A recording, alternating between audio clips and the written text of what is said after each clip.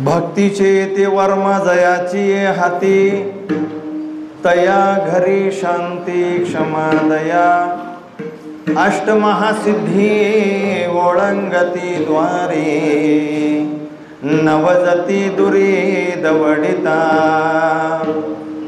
तेथे दुष्टगुण न मिळे निशेष, चैतन्याचा वास झाला माझे, संतुष्ट हे चित्त सदा सर्व काळ, तुटली हळहळ त्रिगुणांची, तुका म्हणे त्याचा देव सर्व भार, चालवी कामार होनिया, अष्टमहासिद्धी ओळंगती द्वारी, नवजती दुरी दवडिता।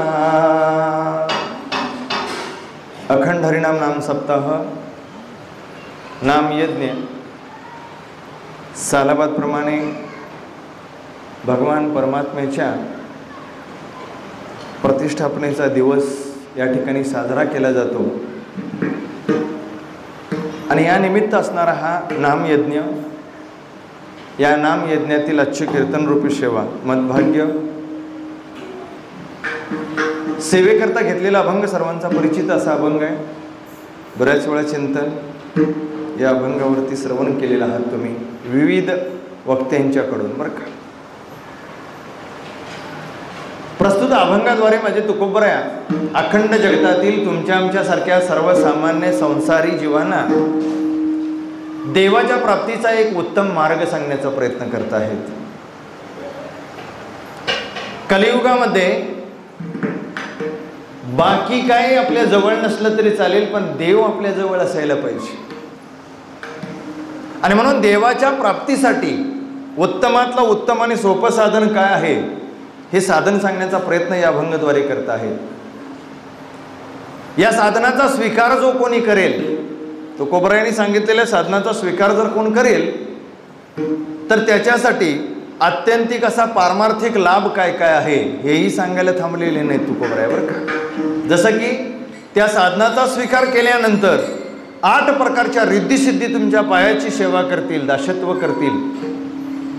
त्यांना लाथाडून घालवण्याचा प्रयत्न केला तरी ह्या रिद्धिसिद्धी आपला संगत सोडणार नाही। दुःखाला कारण असणारा दुष्ट गुण जवळ शिल्लक राहणार नाही आणि कोट्यावधी रुपये जवळ असताना सुद्धा चित्ताला जे समाधान नाही ते समाधान मिळण्याचं काम सुद्धा या साधनाच्या आधारे होईल।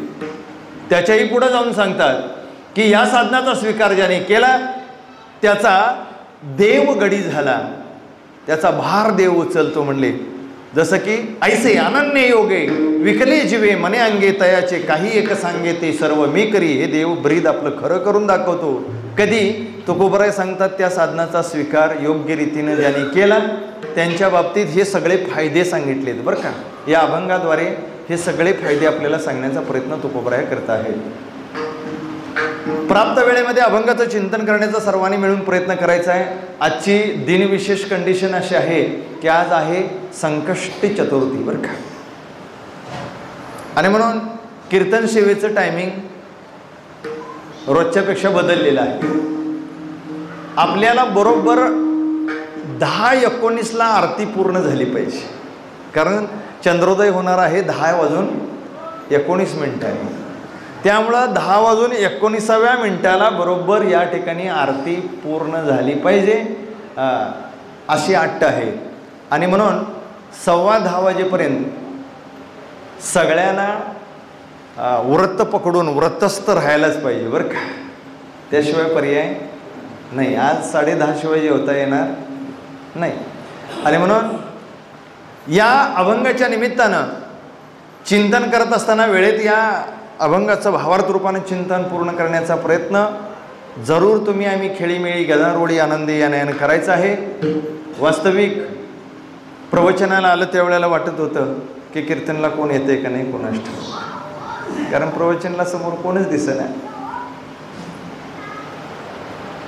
जर वक्ता या ठिकाणी आपली सेवा सादर करून भगवान परमात्म्याच्या चरणापर्यंत ती सेवा पोचायची असेल तर श्रोता बी पाहिजे बरं का। वक्ता तो वक्ता नव्हे श्रोते बी, कारण माझ्यासाठी आज तुम्ही कुठल्या स्थानी आहात प्रभू, तुम्ही महिषाची या मूर्ती, मी तव दुबळार्ची तसे भक्ती, बोल जरी गंगावती स्वीकाराल की. याने ना तुम्ही महिषाच्या मूर्ती आहात सर्वजण, आणि तुमच्या समोर एक बालक बोबडा बोली. अगदी वेडवाकडं चिंतन मांडण्याचा प्रयत्न बालक या नात्यानं, जसं मौली या ठिकाणी सगळ्या जगाला ज्ञान पुरून उरेल एवढं ज्ञान पाजळलं, पण शेवटी बालक पण नम्रताच घेतली आपल्याकडं. या न्यायानं त्यांच्या दृष्टीनं विचार करता आपण कोण आहोत, मग छोटं बालक आहोत. या न्यायानं आताची सेवा जी आहे ती बालकाकडून होती आहे हे संबोधित धरून चालायचं आहे बरं का. बघा तुकोबराय या ठिकाणी वर्णन करताना म्हणतात, भक्तीचे ते वर्म जयाची हाती, तया घरी शांती क्षमादया, अष्टमहासिद्धी ओळंगती द्वारी, नवजती दुरी दवडिता, तेथे दुष्टगुण न मिळे निशेष चैतन्याचा वास झाला माझे, संतुष्ट हे चित्त सदा सर्व काळ, तुटली हळहळ त्रिगुणांची, आणि तुका म्हणे त्याचा देव सर्व भार, चालवे का मार होनिया. हे सगळे फायदे एका साधनाच्या आधारे मिळणारे फायदे आहेत बरं का. वास्तविक देवाच्या प्राप्तीसाठी शास्त्रांनी, श्रुतींनी, पुराणांनी आपल्याला खूप साधनं सांगून बघितली. एवढंच तुकोबराय सांगतात हे साधन नाही देवाच्या प्राप्तीसाठी. भगवत स्वरूपाच्या प्राप्तीकरता अनेक साधनं आपल्या समोर शास्त्रांनी ठेवलीत, पण दुर्दैव असं की ही सगळी साधनं संसारी जीवांना जमण्यासारखी दिसेनात. संतांनी विचार केला की ही साधनं या संसारी जीवांसाठी काही उपयोगाची नाहीत. का उपयोगाची आहेत का? सर्व संसाराचा त्याग करून हिमालयात बसून तपश्चर्या करण्याचं सामर्थ्य आहे संसारी जीवाकडं? नाही. मग काय करू शकतो आपण? पान आपान समाधी या गोष्टी नक्की नाही. बघा यातलं काहीही जमण्यासारखं नाही हे संतांनी ओळखलंय. कारण संसारी जीवाला जर 2 तास कीर्तनाला बसायला जमत नाही तर कड्या कपारी जाऊन काय बसतील आणि देवाची प्राप्ती करतील? याकरता माझ्या तुकोबरायांनी क्लिअरच करून टाकलंय बरं का. करूच नका प्रयत्न तसला. काय करावी साधने फळावघेची येणे. त्यांच्याच भाषेत बोलायचं झालं तर काय सांगतात? नलगती सायास जावे वनांतरा, नलगती सायास जावे वनांतरा, नलगती सायास जावे वनांतरा.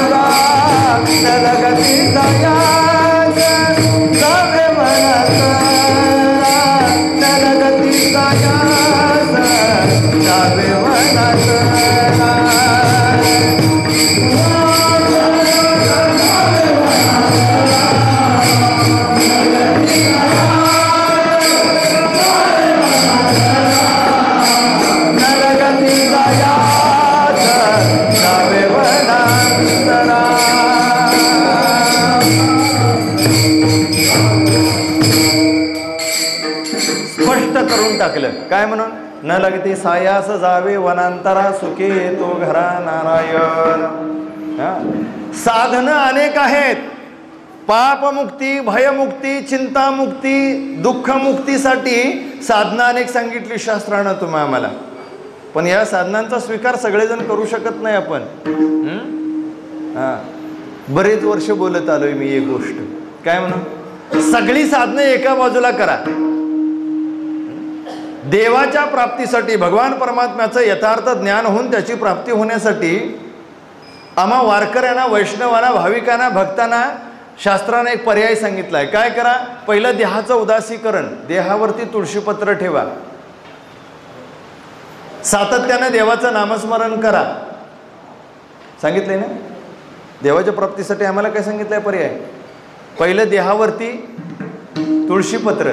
दुसरं सततम कीर्तयन्तो माम यतन्तश्य दृढव्रतः नमशन्तश्यं माम भक्त्या नित्योक्ता उपासते. या नायानं देवाचं चिंतन सातत्यानं करा. त्यानंतर कर्म किंवा उपासना सांगत असताना पंढरीची वारी करा किंवा दानधर्मादी क्रिया करा. संत सेवा होऊ द्या, शास्त्र अध्ययन होऊ द्या. आणि या गोष्टी करता करता कधी भगवान परमात्म्याच्या स्वरूपाची प्राप्ती झाली हेच कळून येत नाही. ही आमची वाटचाल आहे वारकऱ्यांची, बरं का, भाविकांची. पण यासाठी देव प्राप्त करायला बहुतेक किती वर्ष जातील? असं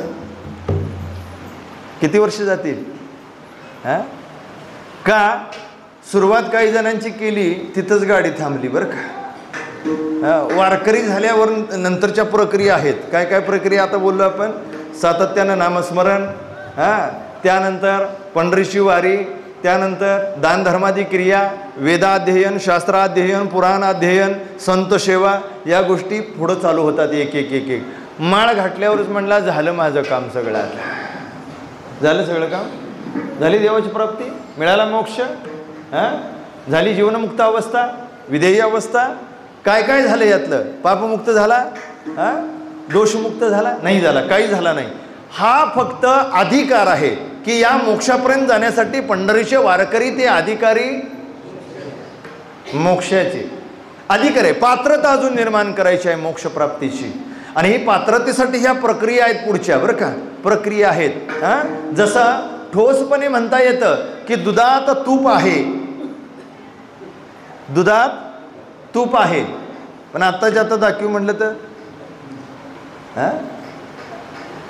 आहे की नाही? आत्ताच्या आता दाखव म्हटलं तर कसं दाखवायचं? दाखवता येत नाही. म्हणजे तूप नाही का त्यामध्ये? तूप आहे, पण त्यासाठी प्रक्रिया आहेत.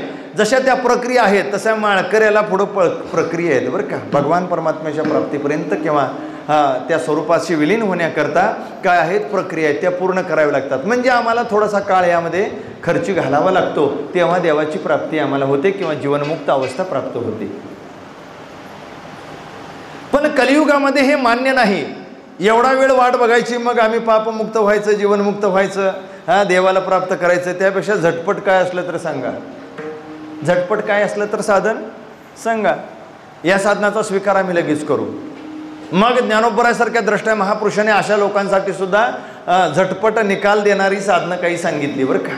बघा म्हणले, जर तुम्हाला वारकरी व्हायचं नाही, आहार विहार आचार विचारावरती नियंत्रण ठेवायचं नाही, शास्त्राध्ययन करायचं नाही, संत सेवा करायची नाही, दान धर्म क्रिया करायची नाहीत, पंढरीची वारी करायची नाही, यातलं काहीच करायचं नाही, पण मुक्त तर व्हायचं आहे, दोषमुक्त व्हायचं आहे, जीवनमुक्त व्हायचं आहे. या सगळ्या मुक्ती आम्हाला पाहिजे आहेत. आणि मग इकडं ही तर क्रिया संप्रदायाच्या नियमानुसार करायची नाही. मग एक काम करा म्हणले, पापमुक्त व्हायचं आहे ना? नक्की व्हायचं आहे. मग हे काही न करता एक काम जरूर करा म्हणले. तुम्ही एक काम जरूर करा. काय करा तर हिमालय नावाचा एक पर्वत आहे, या पर्वताची एक प्रदक्षिणा फक्त पूर्ण करा. बाकी काय करू नका. पंगत वाढू नका आणि पंढरपूरला बी जाऊ नका, संत सेवा करू नका, वेद अध्ययन करू नका, काहीही करू नका. फक्त एक काय करायचे, जन्माला येऊन हिमालयाची प्रदक्षिणा करायची. मग कुठलं बरं आहे? पंक्ती वाढून रात्रभर कीर्तन ऐकणं बरं आहे? पंढरपूरला पायानं चालत जाऊन संत सेवा करणं बरं आहे का एकदा जाऊन फक्त आयुष्यातलं हिमालयाची एक प्रदक्षिणा करणं बरं आहे? कुठलं बरं वाटतंय ते क्लिअर कट सांगा बरं का एकदा. मी म्हणत नाही, ज्ञानोबराय सांगतात हिमालयाची प्रदक्षिणा पूर्ण करणाऱ्याला सुद्धा जीवनमुक्त अवस्था मोक्ष प्राप्त होतो, नाही असं नाही, होतो, पण त्याला काही अटी आहेत, कंडिशन आहेत बरं का. काय म्हणून? हिमवंतू दोष खाय परी तेथ जीविताची हानी होय. काय सांगतात ज्ञानोबा? हिमालय तुमच्या खात्यावरचे सगळे दोष खाऊन टाकून तुम्हाला मुक्त अशी अवस्था प्राप्त करून देणार आहे एक प्रदक्षिणा पूर्ण झाल्यानंतर. पण हिमवंतू दोष खाय परितेत जीविताची हानी होय. जो हिमालयाची प्रदक्षिणा पूर्ण करायला गेलाय तो घरला जिवंत येणार. मग कुठलं बरं आहे सांगा? कोणतं बरं आहे? हे बरं आहे. मग 100% गॅरंटी दिली, ते तर जीविताची हानी होय. जीवाची हानी होणार यात शंका नाही. मग ही अशी साधनं आहेत, झटपट आहेत, खरं जीवाला धोका देणारी आहेत बरं का. ही साधनं परवडतील? मोक्ष देऊनी उदार काशी होय कीर परिवेचने लागे शरीर ते गावी. काय ज्ञानोबा दुसरी ओळख टाकतात? तीर्थक्षेत्राला जाऊन त्या ठिकाणचा विधी पूर्ण करणाऱ्याला आणि तिथं शरीर टाकणाऱ्याला काशी नावाचं तीर्थक्षेत्र काय करतं? मोक्ष देतं, पापमुक्त करून मोक्षाची प्राप्ती करून देतं. मग बाकीची साधनं करीत बसायची गरज नाही, फक्त काशीला जायचं. काय करायचं? काशीला जायचं. पण नुसतं जायचं सांगितलंय का? जाय सांगितलं नाही. वेचने लागे शरीर तिये गावी, तिथं जाऊन मरावं लागेल काशीमध्ये, तरच मोक्ष आहे. मोक्ष कधी आहे? मेल्यानंतर.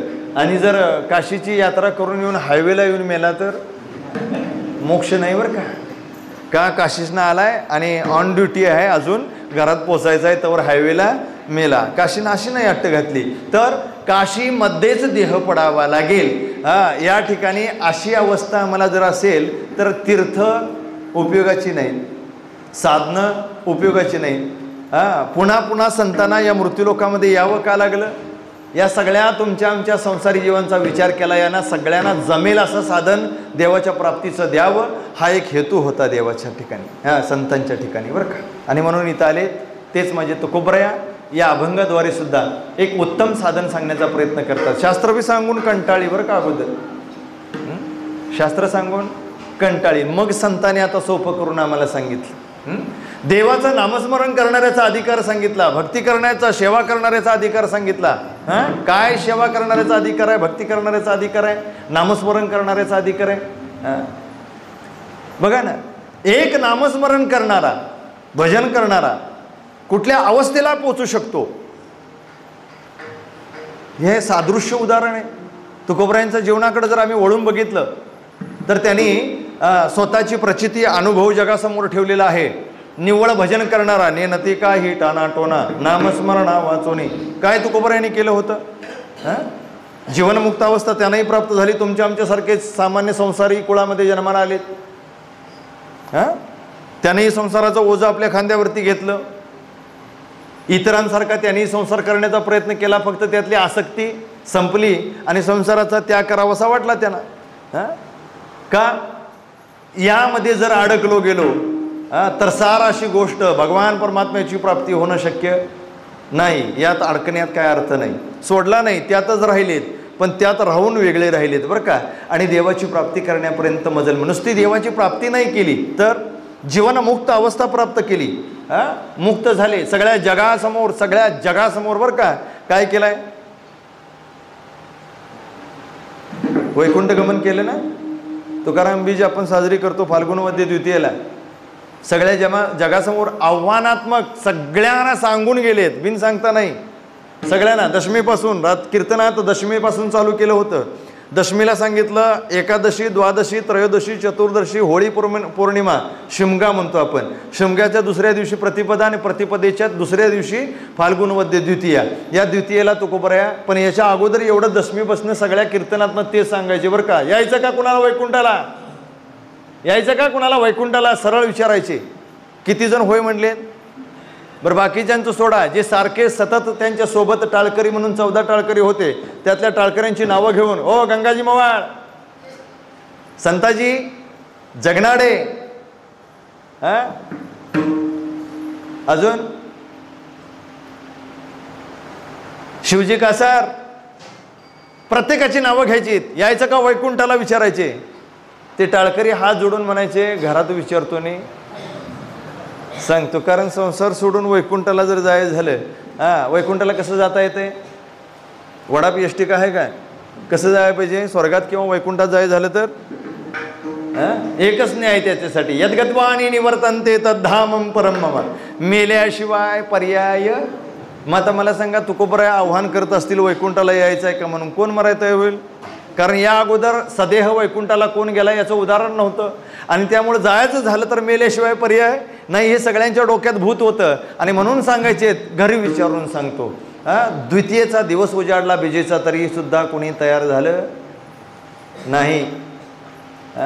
घरचं कोण तयार झालं नाही, बाहेरचं कोण तयार झालं नाही. घरच्यांना सुद्धा संधी दिली, अवलिया साहेबांना विचारलं होतं का नाही, द्वितीयेच्या दिवशी त्या बिजेच्या दिवशी सकाळी भाकरीला बसलेल्या आपल्या बायकोला सुद्धा तुकोबरायने विचारलं, का गावले यायचं का तुला वैकुंठाला. आता म्हणली ही वैकुंठाचं याडाने कुठनं घुटलं असेल या बाबाच्या डोसक्यात. वैकुंठाला जायला काय बाजारला गेल्यासारखं आहे का ते, पण त्यांच्यासाठी बाजारला गेल्यासारखंच होतं, कारण जीवनमुक्त अवस्था ज्यांनी, नित्यमुक्त अवस्था ज्यांनी प्राप्त केली होती त्यांच्यासाठी वैकुंठ म्हणजे बाजारच आहे, कधीही जाऊ शकतात, कधीही येऊ शकतात, ही त्यांची अवस्था आहे. आणि म्हणून विचारलं त्यांनी, पण आवलीनं विचार असा केला की यांना काहीतरी सांगून बाहेर काढल्याशिवाय पर्याय नाही, आणि म्हणून सहज बोलून गेले अवलिया साहेब, सहज बोलून गेल्या. काय म्हणून, हे बघा ही ढोरं गुरं जमीन जुमला, एवढा मोठा वाडा, पोरं लेकरं ही सगळी सोडून कसं जायचं वैकुंठाला. अगं म्हणलं एक संधी आहे, हे सगळं घेऊन चल वैकुंठाला, तिथं मांड तुझा संसार. केवढी मोठी संधी होती. पण पटला असेल विषय अवलिया साहेबांना, नक्कीच नाही बरं का. म्हणले असं कोण ढोरं घेऊन वैकुंठाला गेले का आजपर्यंत. आणि मग काहीतरी जाड बोलल्याशिवाय हा बाबा काय बाहेर जाणार नाही, म्हणून तुकोबरायांना सहज बोलून गेले अवलिया साहेब, हे काम करा म्हणले, तोपर्यंत तुम्ही जाऊन या वैकुंठाला, मी हे सांभाळतो. बस एवढाच पत्नीचा शब्द घेतला आणि तुकोबराय बाहेर पडले. ज्यांनी सगळ्या अखंड देहवासियांसमोर सदेह वैकुंठाला जाण्याचा विश्वविक्रम पुरुषार्थ ज्यांनी केला, त्या तुकोबरायांनी काही जादूटोना केली होती का. काय साधन होतं त्यांच्याकडे वैकुंठाला जाण्यासाठी, एक साधन, नेनते काही टानाटोना नामस्मरणा वाचोनी. एक भजन सोडलं तर त्यांच्याकडे काय साधन शस्त्र होतं, काही साधन नाही. म्हणजे या भजनाच्या किंवा या भक्तीच्या आधारे सदेह वैकुंठाला जाता येतं, सगळ्यांना जाता येतं, हे दाखवण्याचं काम, हे अनुभूतीचं प्रचितीचं कार्य समोर सगळ्यांच्या त्यांनी ठेवलं बरं का. नुसतं जाता येत नाही तर गेलेल्याला परत सुद्धा येता येतं. आता हे जरा आश्चर्याची गोष्ट नाही, गेलेला कोण कोण मागं आलाय आतापर्यंत, आले कोण.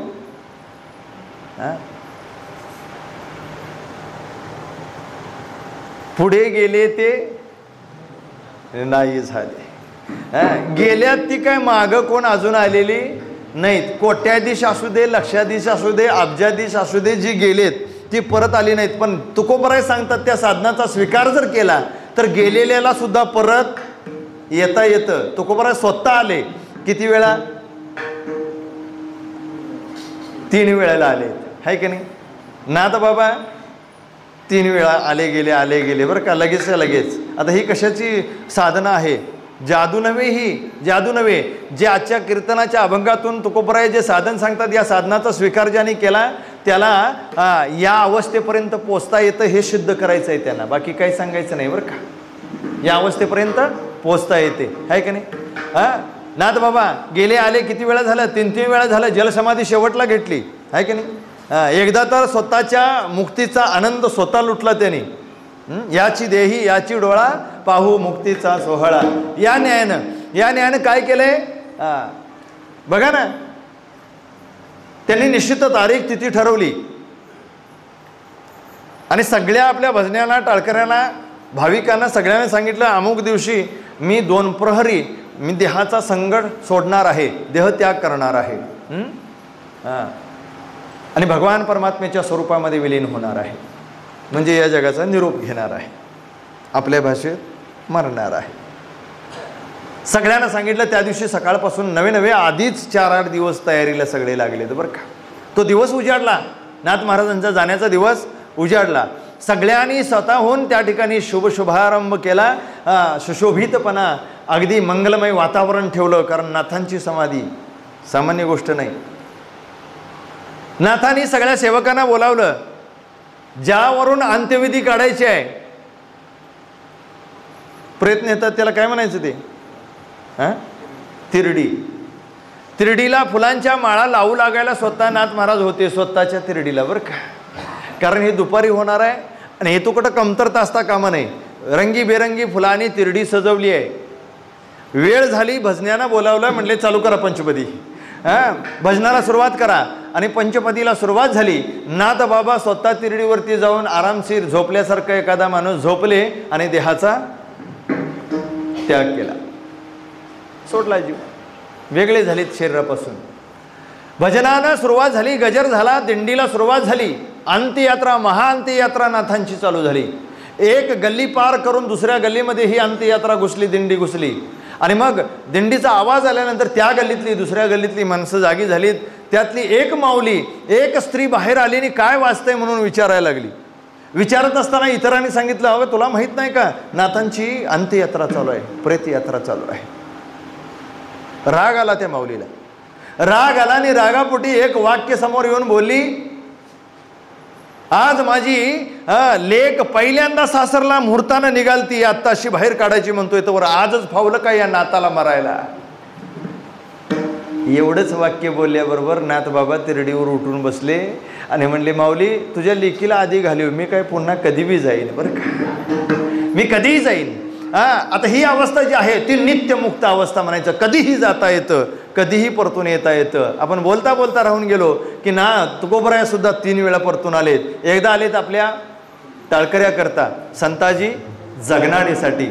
दुसऱ्यांदा आलेत आपल्या भागीरथी नावाच्या मुलगीसाठी, जिचं अल्प वयामध्ये, लहान वयामध्ये लग्न झालं होतं. आणि त्या सासरी असताना तुकोबरायांची, बाबांची खूप आठवण झाली. अंतकरणानं आक्रोश केला आणि ती वेदना तुकोबरायांच्यापर्यंत वैकुंठात पोचली. लेकीसाठी एकदा जावं लागेल असा तुकोबरायांनी विचार केला आणि दुसऱ्यांदा खाली मृत्यू लोकामध्ये आलेत. आल्यानंतर डायरेक्ट भागीरथीच्या घरी गेले. भागीरथीच्या घरी गेले आणि भागीरथीला समजावून लाडानं प्रेमानं जवळ घेतलं, कुरवाळलं आणि सांगितलं, बाळा अशी परत परत आर्त वेदना माझ्यापर्यंत पोचवायची नाही, माझी आठवण सारखी काढायची नाही, बरं का, मला सारखं येणं शक्य नाही. आता ठीक आहे, आलो आहे तुझ्यासाठी एकदा. कडकडून भेटली बाबांना आणि एक छोटासा हट्ट केला लेकीनं. बाबा आलाच आहात, माझा डोक्यावरती अक्षदा टाकून गेल्यापासून तुम्ही पाण्याचा थेंबसुद्धा या घरात घेतलेला नाही. एकदा मला या ऋणातून मुक्त करा, घरी एकदा फक्त घासभर तुम्ही भोजन करा. ठीक आहे म्हटले, आवर तुझं, मला जास्त वेळ नाही थांबता येणार, सगळं भोजन तयार आहे बाबा, फक्त एक तुमच्या आवडीचा पदार्थ फक्त करायचा राहिला आहे. म्हणजे ठीक आहे बनव. आता तुकोबरायांना आवडत होतं ती म्हणजे शेवयाची खीर. शेवयाची खीर भागीरथीनं शेवयाची खीर बनवली आणि दुःखी चेहरा करून बसली. आता दुःखी चेहरा का केला होता? दुःखी चेहरा करण्याचं एकच कारण होतं, महाराज शेवयाच्या खीरीत घालायला दूध नव्हतं घरात. चेहरा बघितला आणि तुकोबराय विचारतात, का ग काय झालं? बाबा खीर बनवली तुमच्या आवडीची, पण त्यामध्ये घालायला दूध नाही. म्हणले चिंता करू नको, चरवी घे, तांब्या घे, चल माझ्याबरोबर. नको बाबा तिकडे जाऊ नका, गल्लीत कोणीही आपल्याला दूध देणार नाही. अगं चिंता करू नको, फक्त तांब्या घेऊन चल ना माझ्याबरोबर. आणि मग गेले. आवली आपली भागीरथी पाठीमागे, लेख तुकोबराय पुढं आहेत. या भागीरथीच्या घरासमोर एक मंदिर होतं. शिवलिंगाची स्थापना झालेली होती. लिंगेश्वर, बरोबर आहे का? यल्लेश्वर, यल्लेश्वर नावाचं शंभू महादेवाचं मंदिर. यल्लेश्वराच्या मंदिराच्या पायऱ्या चढत असताना भगवान परमात्म्याची, त्या आदिनाथाची, शंभू महादेवाची स्तुती चालू केली तुकोबरायांनी. पाठोपाठ भागीरथी आहेच, देवाची स्तुती चालू केली. नामा अनामा आदिता मायातीता हिरंबताता जगद्गुरु ज्योतिर्मय पुराण पुरुषा अनादि सिद्धा आनंदवन विलासा माया चक्रचाळक अनंतवेशा जगतपते जय जय गुरुवेक्षा पंचवदना क्रमाध्यक्षा, अशी स्तुती चालू केली. आणि स्तुती चालू करून केल्यानंतर त्या ठिकाणी एक आश्चर्याची गोष्ट अशी की शंभू महादेवाच्या मंदिरामध्ये आवर्जून जी मूर्ती असते समोर ती नंदीची. नंदी असतोच बरं का शंभू महादेवाच्या मंदिरात. देवाची स्तुती केली, शंभू महादेवाची स्तुती केली आणि बसलेल्या त्या नंदीला पहिलं उठवलं तुकोबरायांनी. भागीरथीला सांगितलं तुला हवं तेवढं दूध घे, दूध काढून घे. भागीरथीने बाबांच्या वचनावरती विश्वास ठेवला आणि आपल्या हातातला असणारा मोठा चरवी तांब्या भरेपर्यंत धार बैलाची काढली. त्या ठिकाणी शंभू महादेवाची पुन्हा स्तुती करून गडबडीनं तुकोबराया आणि ती भागीरथी परतून पाठीमागे आलेत. दूध मिळालं. पण एक गोष्ट राहून गेली. जसा नंदीला उठवला तसा येताना बसवायला पाहिजे होता. त्या नंदीला तुकोबराया बसवायला विसरलेच बरं का. अजून सुद्धा यल्लेश्वराच्या मंदिरातला नंदी उभाच आहे. आता एवढं सामर्थ्य येतं कुठून, आलं कुठून म्हणाल तर त्याने हेच गोष्ट आम्हाला साक्षीभूत अशी अनुभवाची गोष्ट तुकोबरायाने आमच्या समोर जी ठेवली आहे त्याला दुसरं निमित्त कारण काहीच नाही बरं का. एकच कारण आहे आणि ते म्हणजे सामान्य वाटत असले तरी भक्तीचं सामर्थ्य आहे, नामस्मरण भजनाचं सामर्थ्य आहे आणि हेच सांगण्याचा प्रयास या अभंगातून तुकोबराया या ठिकाणी करत आहेत. भक्तीचे ते वर्म जयाची हाती तया घरे शांती क्षमा दया. अभंगाकडे नीट लक्ष देऊन बघायचं. तुकोबराया भक्ती ज्याचे हाती असं नाही म्हटले बरं का. भक्ती ज्याच्या हाती म्हटलेत का? नाही. भक्ती करणारे सगळेच आहेत. कोण करत नाही भक्ती? सगळेच करतात. थोड्या कमी प्रमाणामध्ये भजन सुद्धा सगळेच करतात. ज्ञानोबा तुकोबरायांच्या प्रमाणांचा उच्चार सगळेच करतात. कोण करत नाहीत? मला सांगा. उच्चार करत नाहीत का? केलेल्या उच्चारावरती विश्वास नाही, श्रद्धा नाही. आणि मग अशा आपण थोडंसं चिंतन केलं प्रवचनामध्ये. अश्रद्धाणाम पुरुषा धर्मशास्त्रे पर्यंत पहा अप्राप्य माम निवर्तनते मृत्यू संसार वर्तमणे. या न्यायाने जर विचार केला तर अश्रद्धेनं केलेलं भजन काय कामाचं? अश्रद्धेनं केलेली भक्ती कुठल्याही उपयोगाची, कशाच्याच उपयोगाची नाही. एकीकडं आम्ही इकडं काय म्हणायचं? काय भजन म्हणताना म्हणायचं? ज्ञानदेवा म्हणे हरी माझा समर्थ, ज्ञानदेव म्हणे हरी माझा समर्थ.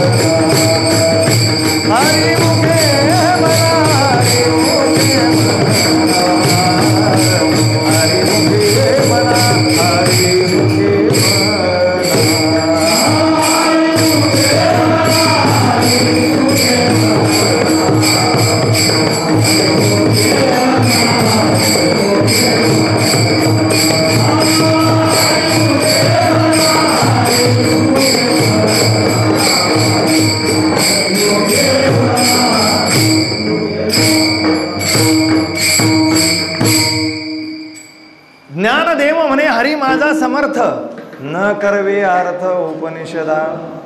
हे भजन म्हणायला लागलो असेल आपण. आता वारकरी आवडीनं म्हणतात का बिगर आवडीनं? हे आवडीनं म्हणतात बरं का, आवडीनं प्रेमानं म्हणतात. या सगळ्या वारकऱ्यांचा हरी समर्थ आहे यावरती भरोसा आहे. बाकीच्यांचा तर सोडाच. सगळ्या वारकऱ्यांचा तरी विश्वास आहे का? तो म्हणाला असं का म्हणताय? हरी समर्थ म्हणणारे वारकरी सुद्धा उतारा ठेवत्याला मी बघितले डोळ्यानं बरं का.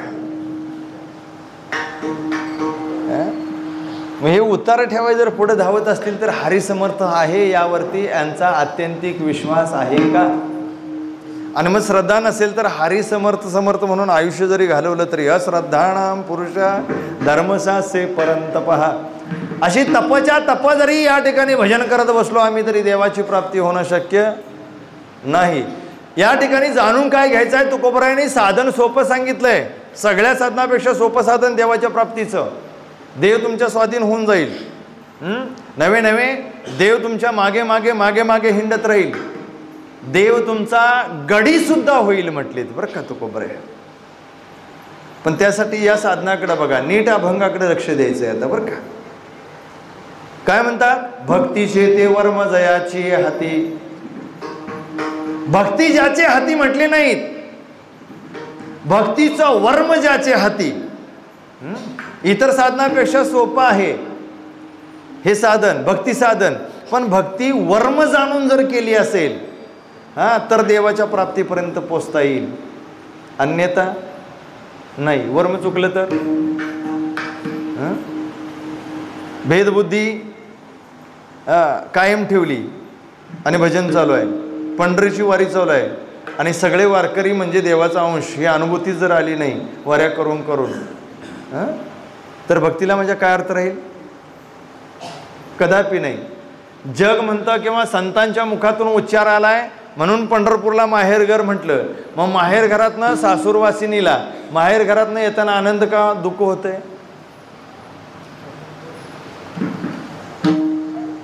एखाद्या सासूरवासिनीला माहेरला जायला संधी मिळाली तर माहेरात गेल्यानंतर आनंद का दुःख? आनंद आहे ना. मग वारकरी माहेरघरला जातात कुठं? पंढरपूरला. द्वादश बुधवारी आली तर ही सासूरवासीन मंगळवारची रात्रीचीच पळती बरं का. सासर प्रिय आहे म्हणून का माहेर प्रिय आहे म्हणून? काय काय काय काय चाललंय आमचं संग? कुठंतरी वर्म चुकतंय ना. मग जर एकीकडं आम्ही असं म्हणावं की माझे माहेर पंढरी, जर माहेर आहे तर मग माहेरातनं रातोरात का पळतो?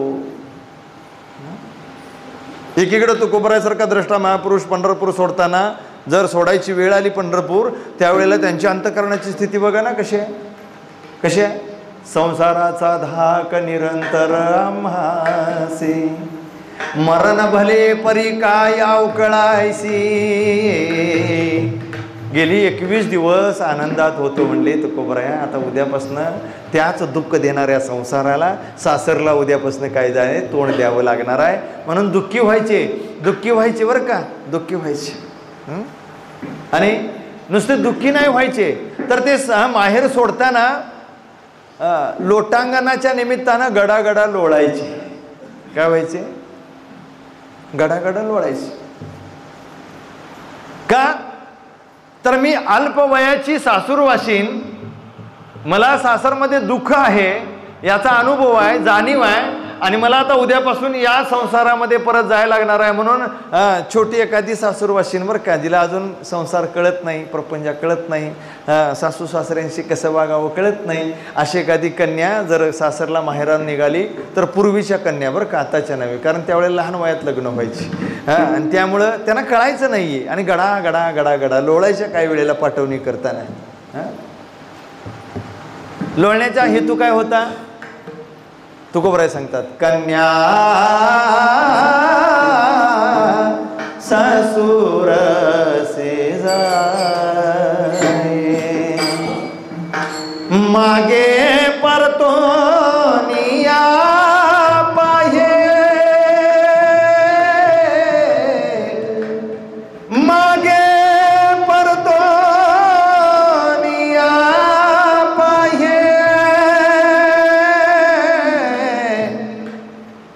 का परतत होत्या तिला एकच प्रश्न पडलेला असायचा की माझा बाप, माझी माय, माझा बंधू, माझी बहीण मला परत कधी भेटेल, ही परक्या माणसांच्याकडे मला का ताब्यात देत असतील, एवढाच एक अज्ञानातला प्रश्न तिच्या डोळ्यासमोर असायचा. बरं पाठवतात ते पाठवतात, पण हे माझी माय, माझा पिता मला कधी पुन्हा भेटणार आहे, कधी भेटसी केशवा. मनामध्ये असा विचार येऊन जर वारकरी लोळला नाही तर किती वर्ष वाऱ्या करून देवाची प्राप्ती होईल असं वाटतंय. मनात विचार तरी यावा असा, बरं का, दुःख तरी अंतःकरणाला व्हावं की मला पंढरपूरसारखं तीर्थक्षेत्र माझं माहेर सोडावं लागतंय, माझ्या मायबापापासून मला वेगळं व्हावं लागतंय, असा भावसुद्धा जर आला नाही. मी बऱ्याच वेळेला सत्य गोष्ट मांडून गेलो इथं, काय म्हणून, या नादात, बरं का, या संसाराच्या नादात मंगळवार सोडून बुधवारी द्वादश आले म्हणून मंगळवारी रात्री पंढरपूर सोडलेली मी बघितली आहेत, बरं का. अहो, नुसतं सोडलं नाही, सांगोल्यात होऊन ॲक्सिडेंट बी काय झालेले आहेत, बरं का. धाक वाटतो ना संसाराचा, मग माहेर का सोडताना एवढी गडबड आहे, कळत नाही. काय उपाय योजलाय कळत नाही, आपण काय करायला लागलो हेच कळत नाही. आणि हे जर कळत नाही तर आम्ही देवाच्या प्राप्तीपर्यंत पोचणं शक्य नाही. कुठंतरी वर्म चुकतंय ना माझ्या सेवेचं. काही जणांनी दान धर्म केला पण दांभिक वृत्ती कायम ठेवली.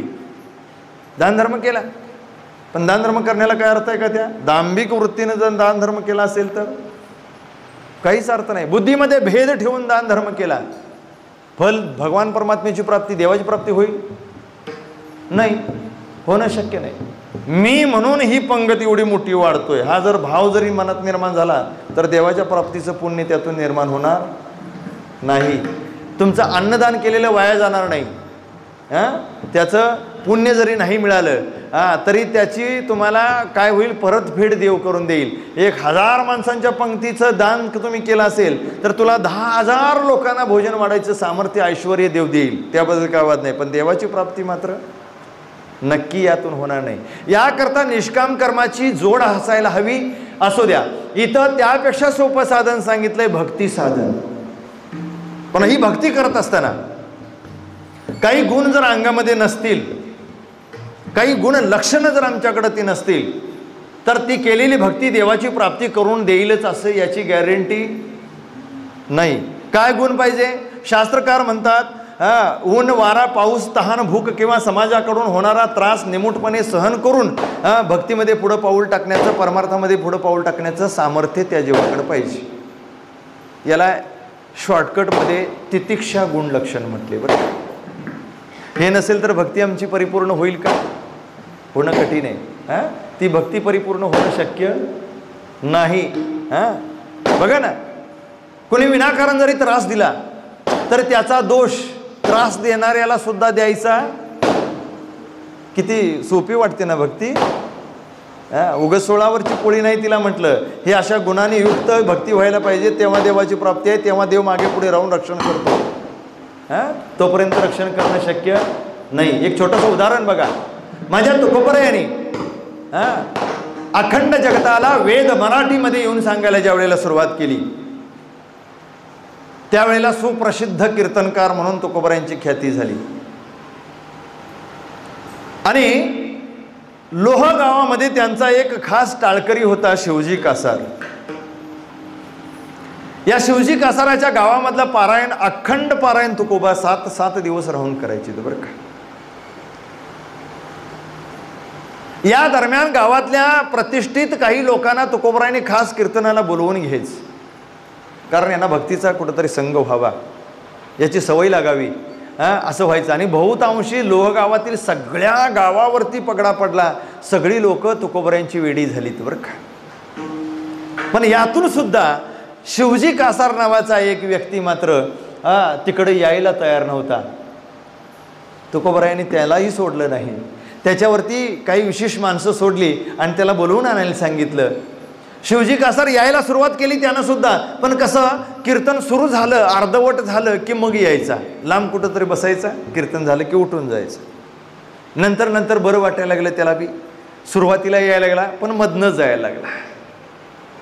असं करता करता करता तुकोबरायांच्या बद्दल त्याच्या कानावरती एक बातमी गेली की तुकोबरायांचं प्रेम जर एखाद्या व्यक्तीवरती बसलं आणि त्यांनी जमिनीवरचा खडा जरी उचलून आपल्याला दिला तरी आपण केलेल्या प्रत्येक कार्यामध्ये यश, उत्तुंग यश मिळते बरं का.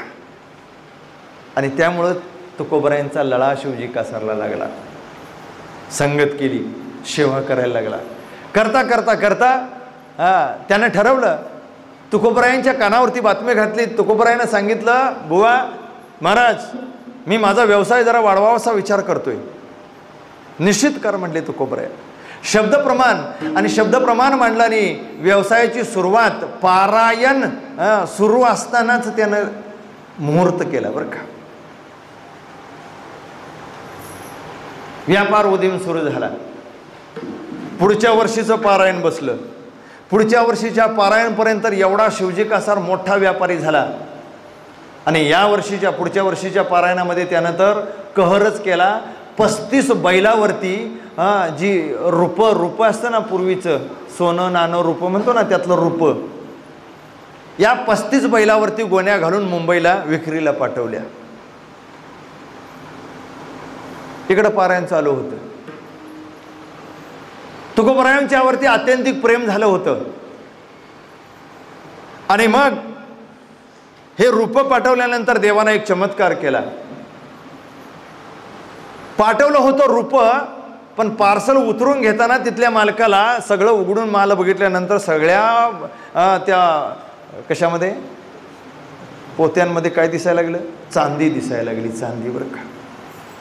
अरे आपण तर रूप मागवलं होतं, म्हणजे या शिवजी कासारनं चांदी कशाला पाठवली एवढी? त्यांनी काय केलं, सगळ्या पोत्यांना उघडून बघितलं आणि होतं तसं सील केलं. हे आपलं नाही म्हणले, पार्सल चुकीचं आलंय चुकून, आणि हे शिवजी कासारला ज्याचं त्याला परत पाठवलेलं बरं. म्हणून 35 बैलावरच्या गोण्या परतून माग लावल्या. शिवजी कासार म्हणला, काय झालं? माझा माल का व्यापाऱ्याने घेतला नाही?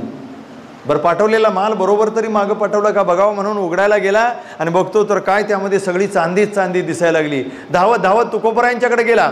तुकोबरायाने सांगितलं, तुकोबराया बघितलं का? म्हटलं, मी रूप पाठवलं होतं पण चांदी होऊन परतून आली पाठीमाग. मिश्किलपणे तुकोबराय हसलेने सांगितलं, पांडुरंग परमात्म्याचा तुझ्यावरती कृपा आशीर्वाद झालेला आहे.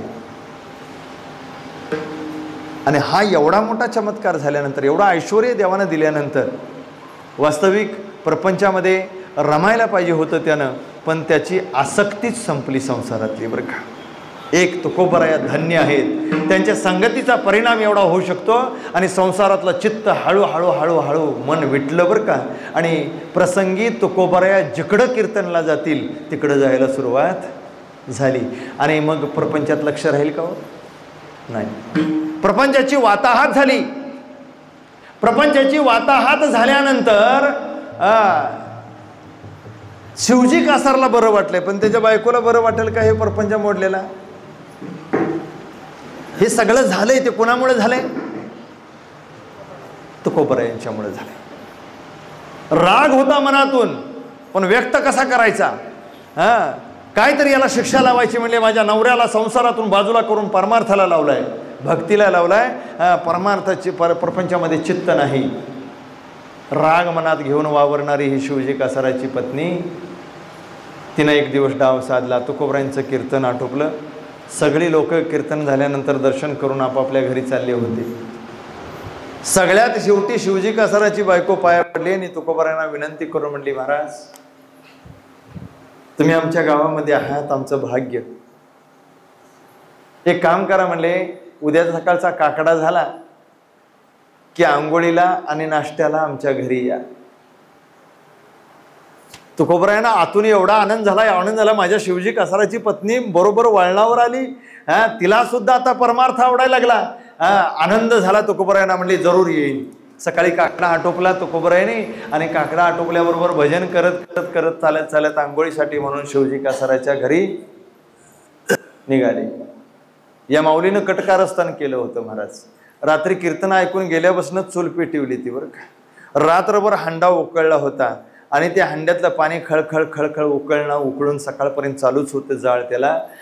तुकोबराया गेले, एका शिळेवरती दगडावरती बसले. भजन चालू आहे, पाणी माऊली आणती आहे म्हणून भजन चालू आहे. पाठमोरी बसलेल्या तुकोबरायांच्या अंगावरती रात्रभर उकळलेला हांडा नेऊन डोक्यावर वतला. काय अवस्था झाली असेल? तितिक्षेचा अभाव असता तर उठून त्यातनं बी उठून कानपडात एखाद्याला लावली असती बरं का. वागणं बरोबर आहे का म्हणून, होय ना महाराज? पण तुकोबारायांनी काय केलंय? काय केलं तुकोबाराय?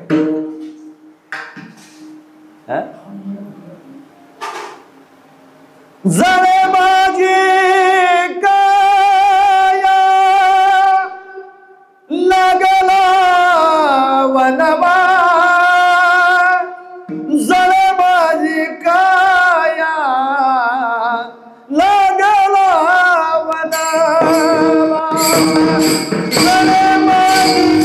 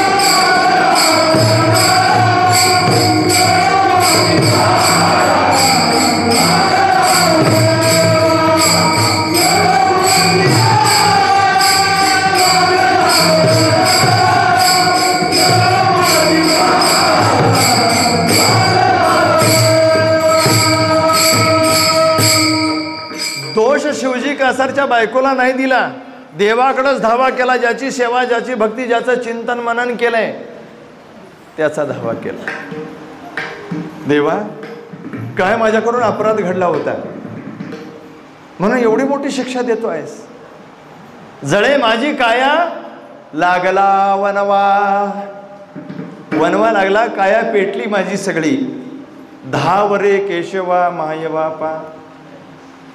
त्या माऊलीकडं बघितलं सुद्धा नाही पाठमोरे बसलेले तुकोबारायांनी. का असं केलंस म्हणून विचारायचं लांबची गोष्ट, बघितलं सुद्धा नाही. देवालाच जाब विचारला. मला एकच गोष्ट यातनं संबोधित करायची आहे की बाकी जगाबरोबर द्वंद्व तुम्हाला करायची गरजच नाही. जे काय भांडायचं आहे, जे काय मागायचं आहे, जे काय बोलायचं आहे ते त्यालाच फक्त बोलायचं. म्हणून त्याची वर्म जाणून सेवा, वर्म जाणून भक्ती करा म्हणतात. सगळी जबाबदारी त्याच्यावरती ढकलायला मोकळे झालात तुम्ही. काहीही स्वतंत्रपणे भार उचलायची गरज नाही. तुकोबाराय ज्या ज्या ज्या शिळेवरती बसून हा एवढा वनवा लागला होता, शरीर पोळलं होतं, तिथं धावा केल्यानंतर परमात्माच शीतल एक शांती होऊन अंगावरती त्यांच्या जीवन एखादं थंडगार पाणी पडावं ना, असा परमात्माच ओळला बरं का. आणि काया शांत झाली. आता एवढं कडक पाणी ओतल्यानंतर अंगाला सालं तर राहिली असती का हो? नक्कीच नाही. बघा, प्रत्येक गोष्टीत निपुण होता येतं. आता याच अभंगामध्ये तुकोबाराय सांगतात, रिद्धी सिद्धी काय करतील? पायाची सेवा दासत्व करतील तुमच्या. फक्त भक्ती करा आणि ती भक्ती वर्म जाणून करा, एवढंच सांगितलंय आम्हाला. नुसती भक्ती करा नाही तर भक्तीचं वर्म जाणार. रिद्धी सिद्धी पायाचं दासत्व सोपी गोष्ट आहे. 8ही प्रकारच्या रिद्धी सिद्धी पायाची सेवा करतात भक्ती करणाऱ्याच्या. तुम्हा काही भक्तांना असा अनुभव आला असेल कदाचित, पण कळलेलं नाही असं का होते? अचानक अडचणीत होतो म्हणतात, पण काय जुगाड झालं कोणास ठाऊक, झाली व्यवस्था. उगाच नाही व्यवस्था झाली, त्या व्यवस्था होण्यापाठीमागे नक्की काहीतरी आहे तुझ्याकडून. एखादं निष्काम कर्म घडलेलं आहे, या कर्माची पुण्याई आहे आणि त्या पुण्याईचा दाब तुला एखाद्या संकटातून बाजूला करत असतो. देवाचं कर्तव्य आहे, देवाचं कार्य आहे ते, बरं का. उगीच कोण कोणाला बाहेर काढत नसतं त्यात. आणि म्हणून रिद्धी सिद्धी खरोखर तुकोबरायासारख्या सामान्य कुळात जन्माला आलेल्या नुसत्या रामकृष्ण हरीचा जप करत फिरणाऱ्या, देवाचं भजन करणाऱ्या या तुकोबरायांच्या पायाची सेवा रिद्धिसिद्धी खरंच करतात का बघायसाठी बरेच जण धावलेत, बरं का. त्यातला एक म्हणजे अनंगड शहा. हा एक फकीर होता, त्याला रिद्धिसिद्धी प्राप्त होत्या. यानं तुकोबरायांना तपासायचं ठरवलं, याला खरोखर रिद्धिसिद्धी प्राप्त आहेत का नुसतं उगाचच म्हणतो अष्टमहासिद्धी ओळंगती द्वारी नवजती दुरी दवडिता. याच्या रिद्धिसिद्धी तपासायसाठी म्हणून तो फकीर बाहेर पडला. येता येता पुणे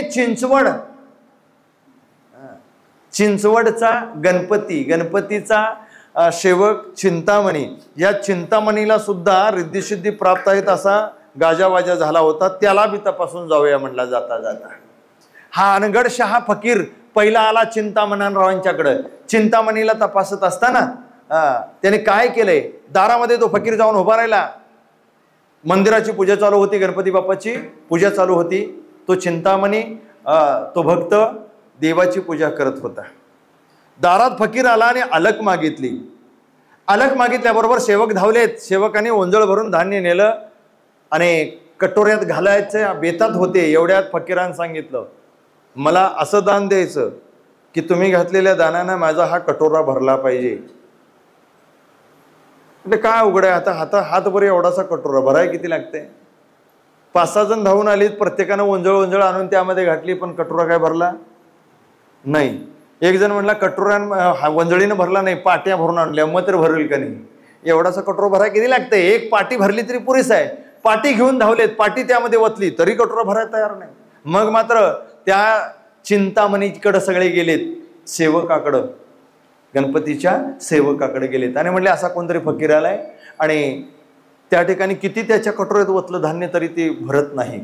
एक काम करा म्हणले, गोदामातलं पोतं ओता, त्यामध्ये पोतं ओतून बघितलं तरी ते कटोरा भरायला तयार नाही. परत सेवक सांगत गेले, नाही भरत म्हणले. मग मात्र चिंतामणीनं ओळखलं कोणतरी हा सिद्ध पुरुष आहे आणि स्वतः बाहेर आलेत. आता चिंतामणी सुद्धा रिद्धिसिद्धी प्राप्त असणारा भक्त होता. त्यामुळे त्यांनी काय केलं, त्यांनी मूठभर उचललं धान्य आणि त्याच्या कटोऱ्यामध्ये टाकल्याबरोबर कटोरा भरला. अनगडशहा मागं परतले, कारण त्यांना कळून चुकलं की या चिंतामणीला सुद्धा रिद्धिसिद्धी प्राप्त आहे. आता दुसरा नंबर होता तुकोबरायांना तपासायचा. तुकोबरायांना तपासायसाठी हा अनगडशहा तिथपर्यंत जाऊन पोचला. दारामध्ये तुकोबरायांच्या दारामध्ये जाऊन अलक मागितली. सकाळ सकाळची वेळ आहे, अवलिया साहेब भाकरीला बसल्या होत्या. तुकोबरायांच्या 2 कन्या, एक गंगा आणि दुसरी भागीरथी. गंगा सगळ्यात छोटी चिमुकली असणारी गंगा आईकडे हट्ट करून एवढंसं पीठ घेऊन भाकरीला बसायची, बरं का. एक गोळी बारकीशी घेऊन आपली प्लेटीवरती भाकरी थापत बसायची, खेळत बसायची, बरं का. तिनं बाहेर फकीराचा अलक हा शब्द ऐकल्याबरोबर काय केलं असेल, ताडदिशी उठायला येत नाही, लहान अजून बाळ आहे, तरी सुद्धा उठली आणि आईनं जे डबा ठेवलाय समोर त्या डब्यातलं पीठ मूठ अशा भरल्या आणि त्या अनगडशहाला वाढायसाठी म्हणून धावत असताना आई ओरडली, अवलियासाहेब ओरडली, गंगे काय करायचं म्हणले, कार्टीला केवढीशी चिमुकली आहे, आता काय वाढणार ही. कारण ते मोठी भरलेल्या चिमुकल्या मोठी एवढ्याशा बारक्या मोठी त्या भरलेल्या, त्यातलं बी जाताना सांडलं. त्यात आई पाठीमागे लागली आहे. आईनं सगळं म्हणले, हे असलं वाढतात का कधी फकीरांना, साधून असं वाढायचं नसतंय, एवढंसं काय वाढतेस, थांब मी वाढते म्हणून मागं परतली. एवढ्यात त्या बोटांच्या केलकात राहिलेलं पीठ होतं ना थोडंसं, तेवढं घेऊनच गंगा पळाली, बरं का. पळाली आणि आई परतून यायच्या अगोदर त्या अनगडशहाच्या कटोऱ्यात असा नुसता हात झाडला तिने. हाताला केवढं पीठ चिमुकल्या पुरीच्या डसला असेल, तेवढं पीठ त्यात पडल्याबरोबर कटोरा ओसंडून व्हायला लागला. आणि त्यावेळेला अनगडशहाची खात्री झाली की तुकोबरायांचं नुसती सेवा दास्यत्व करत नाही तर रिद्धिसिद्धी, तर ह्या अखंड घरातल्या प्रत्येकाची सेवा ह्या रिद्धिसिद्धी करतात. तुकोबरा या ठिकाणी आम्हाला सांगतात की रिद्धिसिद्धी भक्तांच्या घराची सेवा करतात. अष्टमहासिद्धी ओळंगती द्वारी नवजती दुरी दवडिता. पण यासाठी एक गोष्ट करावी लागेल म्हणतात. काय करायचंय? भक्ती तर सगळेच करतात, पण भक्ती नुसती करू नका म्हणतात. वर्म जाणून सेवा, वर्म जाणून भक्ती करा. आता जे चुकलंय ते फक्त काय वर्मच चुकलंय, बाकी सगळं बरोबर आहे. भक्ती सगळे करतात, करत नाही असं नाही, पण भक्तीचं स्वरूप जाणून घेतलं का? नाही. या ठिकाणी एका वाक्यात बोलायचं असेल तर काय म्हणता येईल? भक्ती करण्या अगोदर भक्तीचं वर्म जाणणं गरजेचं आहे. आता हे वर्म काय आहे? भक्तीचं वर्म काय आहे? बऱ्याच वेळेला आपण अभंग म्हणत आलो. भक्ती करत असताना, परमार्थ करत असताना, भजन करत असताना, वारी करत असताना काय असू नये? चित्तामध्ये प्रपंच असू नये. प्रपंच असूच नाही असा भाग नाही, प्रपंच जरूर असावा, पण परमार्थ करताना प्रपंच चित्तामध्ये असू नये. पंढरपूरच्या वारीला पायी जर आपण चाललो असेल तर प्रपंच सोबत चित्तामध्ये असावा का घरातच ठेवून जावा? बहुतांशी वारकरी चित्तात प्रपंच घेऊनच जातात. भाविक भक्त हेतू काय असतो? हेतू काय असतो पंढरपूरच्या वारीचा? निरपेक्ष सेवा? नक्कीच नाही. चित्तामध्ये प्रपंच घेऊन जाण्याचं फल भगवान परमात्म्याची प्राप्ती अशा किती वाऱ्या केल्या तरी आम्हाला होणं शक्य नाही. ध्यानात घ्यायचं. एखाद्यावरती ईर्ष्या म्हणून परमार्थ आहे का? नाही. प्रपंचाची पूर्ती, परपंच फुलावा म्हणून परमार्थ आहे का? नाही. मग कशासाठी? मुक्त अशा अवस्थेला पोचण्याकरता, देवाच्या प्राप्ती करता, देवाच्या स्वरूपाच्या प्राप्ती करता, देवाच्या स्वरूपामध्ये विलीन होण्याकरता, देव माझ्या मालकीचा होण्याकरता भक्ती परमार्थ आहे. आम्ही जर प्रपंच घेऊन परमार्थ करायला लागलो, हे बघा तुकोबरायाने एक रूपक केलं, एका स्त्रीचं रूपक केलं, स्त्रीचं रूपक, आणि त्या स्त्रीचं नाव ठेवलं आवा. ही आवा पंढरपूरला निघाली. का निघाली? बाकीच्या गल्लीतल्या 10-15 बाया गेल्या बरीच वर्ष झालं वारीला जात्यात, त्यांचं पुण्य लय झालंय म्हणली, आणि माझंच काही नाही झालेलं आणि मला जायला पाहिजे म्हणून हिनं ठरवलं आणि जायचं ठरवलं. बरं का, आता हिला प्रपंचातनं जायची इच्छा नव्हती, पण बाकीच्यांचं पुण्य लय होतंय म्हणून जायचं ठरवलं, आणि त्या स्त्रीचं नाव ठेवले तुकोबरायांनी आवा. आणि काय म्हणतात? आवा चालली पंढरपुरा, येशीपासून आली घरा.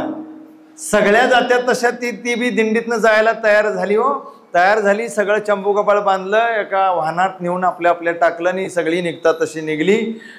येशीपर्यंत गेली आणि येशीतनं माग परत आली. परत का आली? चित्तात संसार आहे, प्रपंच आहे. बरं का, चित्तात प्रपंच आहे म्हणून प्रपंच घेऊन वारी करणं अवघड आहे. आल्याबरोबर स्वतःच्या सुनाला सांगितलं, सुनबाई मी काय सांगतो तेवढं नीट ऐक. परिसे ग सुनबाई नको वेचो दूध दही. मी वारीला पुढे गेल्यावर घरात निघणार दूध घरात ठेवून दही लावून खाशील, सगळं डेअरीला घाल. सांगितलं ना? आत्याबाई तसं काय मी करणार नाही म्हणले, तुम्ही निश्चिंतपणे वारीला जावा, मी सगळं दूध डेअरीला व्यवस्थित घालीन, पैसे आणून व्यवस्थित तुमच्या तुमच्या ठिकाणी आणून ठेवीन. एवढं सांगितल्यानंतर वारीला गेली आवा निघून, परत निघून गेली, पण येशीपासून आली घरा आणि माग आली. आता माग आल्यानंतर पुन्हा विचारलं, का हो आत्याबाई परत का आलात? त्यावेळेला सांगते, मज हातीचा कलवाडू मज वाचवणी नको फोडू. हे बघ, पावसाळ्यासाठी म्हणून ज्या शेणी तयार करून हुडवा रचून पॅक करून ठेवलाय त्याला मी इस्तवर हात लावशील, सोन्याला सांगितलं. म्हणजे नाही लावणार, जावा निश्चिंतपणे. परत गेली, परत आली. परत आल्यानंतर आम्ही विचारलं, काय झालं? वळवट श्रीचे लिंपण काढू नको मज वाचून. पावसाळ्यासाठी म्हणून शेवया करून ठेवल्या, त्या डब्याचं टोपान बिपान काढशील मी इस्तवर? अजिबात काढणार नाही, तुम्ही निश्चिंतपणे वारी करा. निघून गेली, परत आली, परत आली, आता काय झालं, ती आली गेली रात जाईल बरं का यात सगळी. आता आल्यानंतर म्हणते भिक्षुक आल्या घरा सांग गेली पंढरपुरा. एखादा भिकारी दारावर आला तर त्याला पुढे लाव, सासू घरात नाही पंढरपूरला गेली म्हणून त्याला पुढे लाव, काय वाडीत बसशील. पंढरीचा पांडुरंग परमात्मा असल्या भक्तांची वाट बघित असेल नाही, वाट बघित असेल कवा असलं भक्त येतात मला भेटायला. प्रपंचितामध्ये घेऊन परमार्थ करत असेल तर देवाची भेट होणं शक्यच नाही, कदापि शक्य नाही, कदापि शक्य नाही. या ठिकाणी हीच गोष्ट तुकोबराय सांगण्याचा प्रयास करत आहेत की तुमचं आमचं वर्म पूर्णपणे चुकलेलं आहे. वर्म चुकले. आता भक्तीचं वर्म चुकलंय, काय नेमकं वर्म चुकलंय हे जाणून घेण्याचा प्रयत्न करायचा आहे. पण संप्रदायाच्या नियमानुसार भजनाकडे वळायचं आहे, कारण मला कटाक्षाने सांगितले मधल्या लय चाली म्हणत बसलासा तर तुम्हाला बोलायला वेळ मिळणार नाही, कारण 9-10 वाजून 19 मिनिटाला अजिबात पुढं थांबायचं नाही. यात सगळं व्हायला पाहिजे. आणि दुसरी गोष्ट, यावर्षी कीर्तन आत घेतलं तुम्ही, मी काय बोलतोय आता मला बी कळत नाही बरं का, माहितीसाठी सांगतो. मी अंदाजे बोलायला लागलोय सगळं, सगळं अंदाजे बोलायला लागलोय. मला काहीही ऐकायला येत नाही. त्यामुळं मधलं भजन स्टॉप झाले हे बी ध्यानात ठेवायचं. मध्ये मध्ये चाली व्हाय पाहिजे होत्या, मान्य आहे मला, पण होऊ शकत नाहीत कारण मेळच लागत नाही कशाचा. ते बाहेर होतं ते बरं होतं, भले अंगावर थोडा पाऊस पडला असता तरी चालला असतं, पण ओपनच पाहिजे. इथं काही कळत नाही बरं. असो, या ठिकाणी वर्म चुकलंय म्हणतात. तुम्हाला तरी ऐकू येते मी काय म्हणते, येते ना नक्की, मजा होऊ द्या. त्या धाडसावरच बोलायला लागलोय मी बरं का. काय म्हणतात, वर्म चुकलंय. भक्ती सगळेच करतात, पण किती जण देवाच्या आवडीची भक्ती करतात. 2 दिवसाचं अनुष्ठान आमच्या गावामध्ये आता सुरू झाले. या अनुष्ठानात त्या परमात्म्याची महाकाकड आरती, आणि या काकड आरतीला संसारी जीवाने रोज हजर राहावं असं पांडुरंग परमात्म्याला वाटते. किती जण हजर राहतात, किती जण हजर आहेत. कोण आहोत आपण, हे बघा. त्या जगाच्या मालकाच्या काकड आरतीला बाकीची सगळी जर हजर राहत असतील तर आपण कोण आहे, कोण कोण राहते बघितलंय हजर. पंचप्राण आरत्या घेऊनी देव स्त्रिया येती, भावे व वाळती राई रखुमाईचा पती. अजून रंभादिक नाचती उभ्या जोडोनी हात, त्रिशूळ डमरू घेऊन आला गिरिजेचा कांत, स्वर्गीचे सुरवर घेऊन आले बोभाट. अजून गरुड हनुमंत पुढे पाहती वाट. आता एवढी सगळी मंडळी जरी येत असतील, सगळ्या 33 कोटी देवांच्या पत्न्या काकड्याला हजर आहेत पांडुरंगाच्या. अजून गरुड हनुमंत सुद्धा राहिला नाही, रंभा उर्वशी राहिल्या नाहीत, त्रिशूळ डमरूवाला शंभू महादेव पार्वती सकट जर काकड्याला हजर असेल आणि आम्ही अंगावर चादर वडून जर झोपत असेल तर देवाने केवढा उपकार आमच्यावर करावा. आणि सूर्य उगावल्या येतोय मग मोठ्यानं घंटा वाजवतोय, वाचायला बसले त्यासनी त्रास. ही जी भक्ती आहे याचं नाव भक्ती का. वर्म चुकलंय ना मग सेवेचं. अनुष्ठानाच्या वेळी तरी कमीत कमी काकड्याला जागणं गरजेचं आहे. संतांनी आम्हाला जाग केले, हे जागणं गरजेचं आहे. ही भक्ती करत असताना सावध गतीनं वर्म जाणून सेवा करा, वर्म जाणून भक्ती करा. वर्म जर चुकलं तर त्या भक्तीचा काहीही उपयोग नाही, हेच सांगण्याचा प्रयास तुकोबराय करतात. वर्म काय चुकलं एवढं जाणायचं आणि मधली चाल घ्यायची बरं का. वर्म काय चुकलंय, भक्तीतलं वर्म काय चुकलंय. पहिला मुद्दा, देवाच्या आवडीचा व्यवहार आमच्याकडून होत नाही. आम्हाला जे आवडतंय ते देवावर लादायचं आणि त्याचं नाव भक्ती ठेवायचं, हे एक आमचं सूत्र सुरू झालंय. मला काय आवडतंय तेच देवाला, आणि त्याचं नाव भक्ती. केवढी मोठी भक्ती केली, केवढी मोठी भक्ती केली. आता ही भक्ती आहे का. देवाच्या आवडीचा व्यवहार सांभाळलाय का, काय देवाला आवडते कधी चिंतन केलंय का. नाही ना, मग केलेलं नाही चिंतन तरी बी आम्ही भक्ती चालू आहे म्हणतो आमची. देवाला आवडते, आवडे देवासी तो ऐका प्रकार, नामाचा उच्चार रात्रंदिवस, तुळशी माळा गळा, गोपीचंदन टिळा, हृदय कळवळा वैष्णवांचा. हे देवाच्या आवडीचं यादी आहे, लिस्ट आहे. यातलं ह्या गोष्टी देवाला आवडतात. ते देण्याचा किती जणांनी प्रयत्न केला? बाकीचं सगळं दिलंय, पण देवाला आवडतंय ते नाही दिलंय. इथं पहिलं वर्म चुकलं, देवाच्या आवडीचा व्यवहार केला नाही, इथं पहिलं वर्म चुकलंय. तुकोबराय म्हणतात भक्ती करायची तर वर्म जाणून भक्ती करा. ज्याला उत्तम गती प्राप्त व्हावी अशी वाटते त्याने देवाला आपलासा करून रिकामा व्हा. ज्याला पुढची वाईट दशा येऊ नये असं वाटतंय त्याने आजच देवाला आपलासा करून रिकामा व्हा, देवाशी नातं जोडून रिकामा व्हा. आणि एकदा का जर ही वेळ गेली तर देवाच्या प्राप्तीचा विषय संपून जाईल महाराज.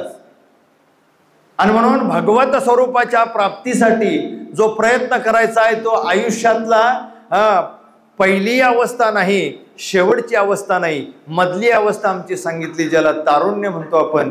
या तारुण्यातच भक्तीला सुरुवात व्हावी. माणसं काय करतात, सगळ्या जगाचा आस्वाद घेऊन झाला, सगळ्याची चव बघितली की मग म्हणतोय सर्वसंगी विठाला तू एकला आवडशी, दिली आता पाया मिठी जग जेठी न सोडी. कधी सगळ्याची चव बघितली बरं का, आणि आता वीट आलाय म्हणतोय. आता काय आलाय? वीट आलाय. तुला वीट आलेलं नाही, तुझा वीट सगळ्या जगाला आता आलाय बरं का. मग तुझा वीट सगळ्या जगाला आल्यानंतर तू पांडुरंगाकडे जर माझा भाव म्हणून जाशील तर देवाची प्राप्ती होईल. इथं चुकलं ना वर्म, आयुष्याचं वर्म. इथं भक्ती करत असताना फार उशीर केला भक्ती करायला, इथं वर्म. संत महात्मे रात्रभर जागून वेळ लागलं होतं का सांगायला? काय म्हणून? तुम्ही संत जागे व्हा, उठा जागे व्हा रे आता, स्मरण करा पंढरीनाथा, भावे चरणी ठेवा माथा, चुकवी व्यथा. जन्ममरणाच्या व्यथा चुकवायच्या असल्या तर जागा व्हा म्हणले होते.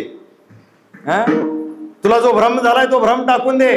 माया वेगणे भ्रमला खरे, म्हणता मी माझे नि घरे, हे तो संपत्तीचे वारे, साचो कारे जाईल. जाणार आहे म्हणले होते. अजून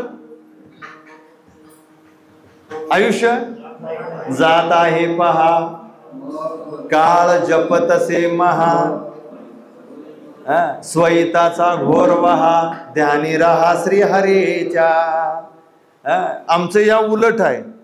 आयुष्य जात आहे पहा, आयुष्य निघालंय म्हणून मोठाच्या मोठा केक आणून हॅपी बर्थडे टू यू करीत बसले बरं का. मागं वळून बघितलं नाही. अरे केक कापतोय ना, त्याच्या मागं वळून बघा. वळून बघा केक कापणाऱ्याचं अवस्था काय आहे. काळ जबडा पसरून बसला. 1 वर्ष गिळलाय, 2 वर्षांनी गिळलाय, 3 वर्षांनी गिळलाय, 4 वर्षांनी गिळलाय.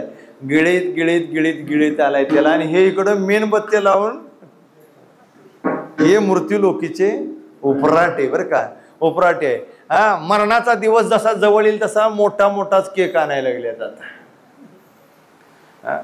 देवाच्या चिंतनासाठी, भजनासाठी, मननासाठी जागा म्हणून सांगितलं, तिथं जागलेली नाही. पण रात्री 12 वाजता थाड फटाकड्या वाजवून रिकामी होत्यात. काय झालं म्हणून एखाद्या म्हाताऱ्या माणसाचा बीपी वाढतोय बरं. काय झालं? अमक्याचा वाढदिवस काळानं गिळायला चालू केले. आणि वाढदिवस असे साजरे जर करत असेल आपण तर काय म्हणावं. या ठिकाणी हे वर्म चुकलंय. आयुष्याच्या या दशेमध्ये काय करायचंय हे विसरलो आपण. जाग केलं संत महात्म्याने आम्हाला, जाग केलं. उठा म्हणले, वेळे घालवू नका, का माग बघा, उठा जागा, पाठी भय आले मोठे, पंढरी वाचोनी दुजा ठाव नाही कोठे. पुढची गती वाईट आहे. जर ही संधी तुमच्या हातनं गेली तर पुढची वाईट गतीला कोणीही अडवू शकत नाही. काय वाईट गती आहे? वाईट काय गती आहे? माणसाचा जन्म संपल्यानंतर पुन्हा जन्म आहे का नाही आम्हाला? नक्की आहे. मागा अनेक जन्म भोगलेत, भोगून इथंपर्यंत आलोय. आता आल्यानंतर एक संधी आहे.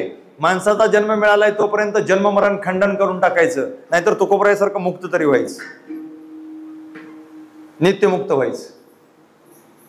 हे वेळेत केलं तर आहे. वेळ गेल्यानंतर जर जागा झाला तर काही फायद्याचं नाही. सावध केले, सावध केले. काय म्हणून?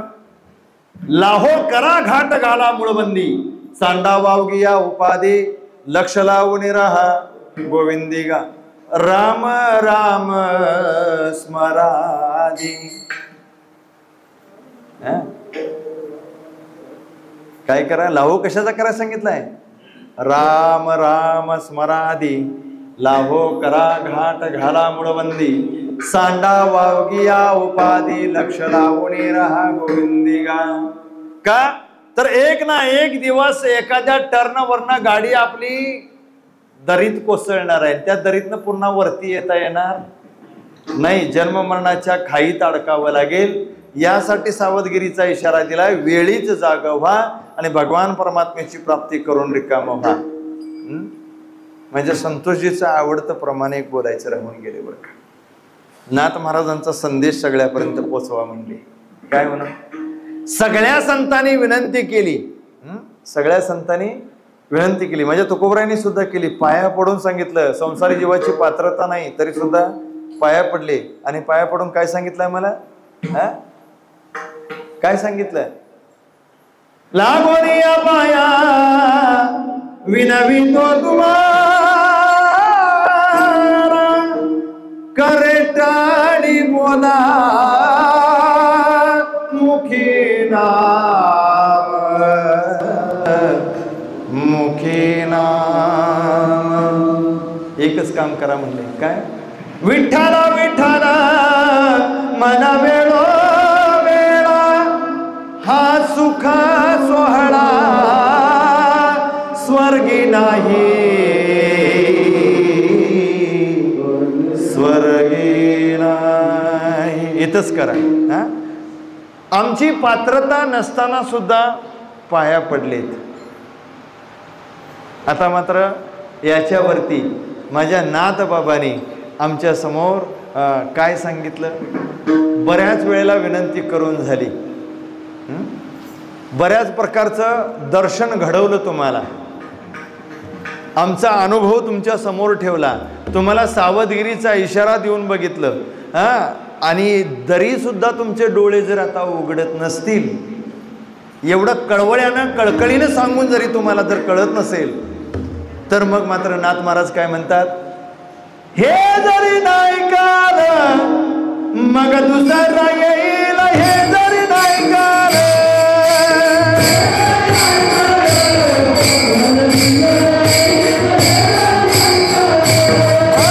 हे जरी नाही काल मग दुसरा येईल, हे जरी नाही काल.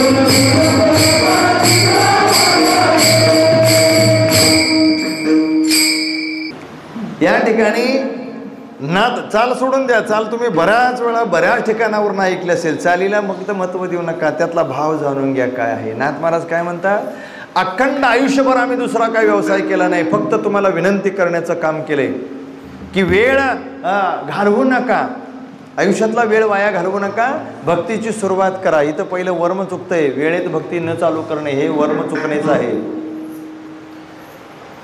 हे तुम्हाला आम्ही कळकळीनं विनंतीनं हातापाया पडून सांगितलं. हे जरी नाही ऐकालं, हे जर तुम्ही ऐकलं नाही तर मग काय होईल, आमच्या नंतर मग दुसरा येईल. हे जरी नाही ऐकालं, आमचं नाही ऐकलं तर दुसरा येईल. आणि दुसरा जो येणारा आहे तो कसा आहे, आमच्यासारखा नाही बरं का. सरते शेवटी बा काळ बांधून नेईल, सरते शेवटी बा. आमच्या नंतर येणारा तो काळ आहे. आणि हा काळ काय तुम्हाला समजावीत आणि सांगित बसणार नाही, आणि तुमचं बी काय ऐकून घेणार नाही. काय ऐकून घेतले कोणाचं आजपर्यंत? आला समजा न्यायला एखाद्याला आणि तो हातापाया पडून म्हणाला, हे बाबा जरा थांब की 15 दिवस थांब, 18 तारखेला पोरग्याच्या लग्नाची तारीख आहे, तेवढं पार पण दे, तांदूळ तेवढं टाकतो आणि मग मला चालत नाही. सरते शेवटी बा काळ बांधून नेईल सरत. आता बांधून नुसतं नेत नाही, बांधून नेऊन काय करतो, जे तुला करायसाठी या मृत्यूलोकामध्ये पाठवलंय, ज्याचं नाव भक्ती होतं, उत्तम इंद्रिय तुला दिली होती देव जोडण्याकरता, दिली इंद्रिय हात पाय कान डोळे मुख बोलाया वचन, जेणे तू जोडसी नारायण नासे जीवपणा भवरोग. तुझं भवदुःख संपवण्याकरता आणि देवाची प्राप्ती करण्याकरता सुंदर इंद्रिय, सगळ्यांपेक्षा वेगळी इंद्रिय तुला दिली होती. काय काय केलंस? सुंदर कान कशासाठी दिले होते? तुम्ही ऐका रे कान माझ्या विठोबाचे. कान ऐकलं नाही म्हणून हा काळ काय करतो, फरफटत ओढून नेतो. आणि पहिलं काम काय करेल तर या कानानं तू चांगलं देवाचं गुणगान कधी ऐकलं नाहीस म्हणून लाव्हा रस किंवा लोहर रस, लोखंडाचा रस लालबुंद कानामध्ये धारा सोडतो. त्यानंतर डोळे तुम्ही घ्या रे सुख, पहा विठोबाचे मुख. डोळे दिले होते भल्या पहाटे उठून, उठून पहाटे विठ्ठल पहा उभा विटे, चरण तयाचे गोमटे अमृत दृष्टी अवलोका. भल्या पहाटे उठून देवाचा मुख मार्जन करण्याकरता, मुख निहाळण्याकरता तुला डोळे दिले होते. किती वेळेला देवाचं पहाटे उठून दर्शन घेतलंस? बरं देवाचं पहाटे राहून दे, देवाचं डोळ्यात दर्शन किती वेळेला साठवलंस? देवाचं रूप डोळ्यामध्ये किती किती वेळ साठवलंस? एकीकडे संतांनी म्हणावे, आता दृष्टी पुढे ऐसाची तूर आहे, जो मी तुझं जरा पाहे पांडुरंगा. देवा तू माझ्या दृष्टीसमोर हलू नये असं मला वाटतं. कारण दृष्टी तिकडे लावली, कारण दृष्टीला सुख जे आहे, समाधान आहे ते तुझ्या रूप निहाळण्यामध्ये आहे. हा त्यांचा भाव आहे. आमच्या डोळ्यांचा विषय वेगळा आहे. आणि हे त्या काळाच्या लक्षात आलं, बांधून नेलं, फरफटत नेलं. आणि पहिलं काम काय केलं तर डोळ्यांना सुख परमात्म्याच्या स्वरूपाला निहाळण्यासाठी तुला डोळे दिले होते, पण त्या कामासाठी वापरले नाहीस. म्हणून लालबुंद सळ्या, लालबुंद तापवलेल्या सळ्या दोन्ही डोळ्यामध्ये तो काळ खुपसतो, डोळेच फोडून टाकतो. तुला देऊन उपयोगाचे नाही. मनात येते भाव घेई राहे विठोबाचे पायी. जिभेला शिक्षा करतो, अजून डोळ्यांना शिक्षा, कानांना शिक्षा, जिभेला शिक्षा, हातापायांना शिक्षा, अभक्ष भक्षण केल्यामुळं आतड्यांना सुद्धा शिक्षा करतो काळ बरं का. आणि म्हणून तो ओढून नेऊन अशी शिक्षा करायच्या अगोदर एक काम करा म्हणतात, एक काम करा, योग्य ती वर्म जाणून भक्तीची सुरुवात करा योग्य वयामध्ये. आणि भक्तीची सुरुवात केल्यानंतर देवाच्या आवडीची भक्ती करायला शिका. हे दुसरं वर्म चुकलंय. देवाला आवडेल अशी भक्ती आम्ही करत नाही. का करतोय? भाव ओतणं आणि भक्ती करणं. कळतंय ना? देवाची शरणागती पत्करली तर ती शरणागती भावयुक्त अंतकरणाची असावी. म्हणून शरण जावे सर्व भावे देवासी. सर्व भावयुक्त अंतकरणाने शरणागती असावी. नाहीपेक्षा शरण न गेलेलं चांगलं. काय कामात सांगा? कर्मांतर करावं लागतं. तुकोबरा सांगतात, केले कर्मांतर बोंब मारिले हरिहर. जर या ठिकाणी भक्तीचा स्वीकार केलाय तर देवाच्या नावाचा शंख चालू ठेवायला लागतोय सारखा, बरं का. त्याला बोंब म्हणले तुकोबऱ्या, मारावीच लागते, त्याला पर्याय नाही. दुसऱ्या कोणाच्या नावानं उगाच बोंब मारीत बसण्यापेक्षा केले कर्मांतर बोंब मारिले हरिहर, हरिहराच्या नावाची शंख चालू करावा, कर्मांतर करावं लागतं. बघा, वाटते तेवढी सोपी नाही आणि अवघडही नाही भक्ती, पण वर्म चुकता कामा नये. या ठिकाणी ही भक्ती करत असताना, सेवा करत असताना देवाच्या आवडीचा व्यवहार सांगितलाय. देवाला काय काय आवडतंय बघा, म्हणजे खाण्यापिण्यात काय आवडतंय, देवाला ऐकण्यात काय आवडतंय, ल्याय नेसायला काय आवडतंय, हे सगळं आवडीचं त्याला दिलं की देव प्रसन्न आहे. काय देवाला कानानं ऐकायला आवडतंय? नामाचा उच्चार रात्रंदिवस, आणि ते नाम त्याच असावं, बरं का. 1000 नावातलं कुठलं बी असू द्या, कृष्ण विष्णू हरी गोविंद या नामाचे निकळ प्रबंध, माझी आत्मचर्चा विषद उदंड गाती. या ठिकाणी हे प्रबंध करता येतील एवढं नामस्मरण माझं पुरेसं आहे. कृष्ण असेल, विष्णू असेल, हरी असेल, गोविंद असेल, यातल्या नावाचा टाहो फोडणं हे माझ्या आवडीचा विषय आहे. देव म्हणतात, किती जणांनी टाहो फोडला? भक्ती करतोय म्हणतात आम्ही, बरं का. नाही टाहो फोडला, हे देवाला आवडते. देवाला लिहायला नेसायला काय आवडते बघितलं का? पांडुरंग परमात्म्याला माझ्या काय लिहायला नेसायला आवडते? अहो, परंपरेतून आपण आजपर्यंत वर्णन करत आलोय, त्याला नेसायला काय आवडते. दुसरं काही तू नेसत नाही, किती बी फॅशन येऊन दे, तो काहीही नेसत नाही. पिवळा पितांबर कैसा गगनी झळकला. त्याच्या मेकअप मध्ये कधी बदल होत नाही.